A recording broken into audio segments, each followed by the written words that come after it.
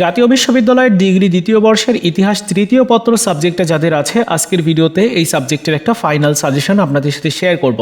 সাজেশনটা কমপ্লিট করলে পরীক্ষাতে আপনি 80 থেকে 90% পর্যন্ত কমন পাবেন।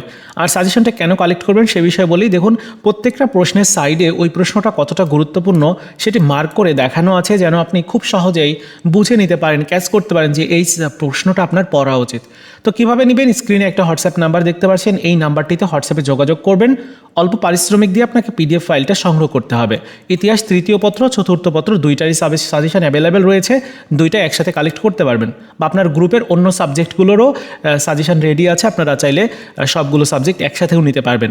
যাই হোক, ক বিভাগের অতি সংক্ষিপ্ত প্রশ্ন, প্রত্যেকটা প্রশ্নের সাইডে উল্লেখ করা রয়েছে প্রশ্নটা কতটা গুরুত্বপূর্ণ। সো 100% প্রশ্ন কতগুলো রয়েছে? 18টা 100% প্রশ্ন দেওয়া আছে। খুব ভালো করে একটা প্রশ্নও স্কিপ যেন না হয় সেভাবে পড়তে হবে। পাশাপাশি 99% প্রশ্ন আরও বেশ কয়েকটা দেওয়া আছে।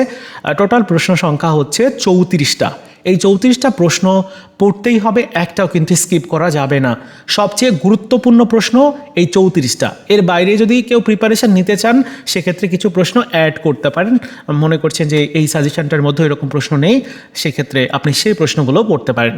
খ বিভাগের প্রশ্ন যদি বলি তাহলে প্রত্যেকটা প্রশ্নের সাইডে এই প্রশ্নটা আসলে পরীক্ষাতে কতটা গুরুত্বপূর্ণ আসার জন্য সেটি কিন্তু উল্লেখ করা রয়েছে। যেমন এই প্রশ্নটা 99% গুরুত্বপূর্ণ। এই প্রশ্নটা সর্বশেষ 2018 সালে আসছিল, প্রথম অধ্যায়ের একটা প্রশ্ন। এরপর দেখুন, দ্বিতীয় অধ্যায়ের একটা প্রশ্ন রয়েছে, 2016 সালে আসছিল, এটাও 99%। এরপরের যে প্রশ্নটা রয়েছে এইটা কিন্তু 3বার পরীক্ষাতে আসছে।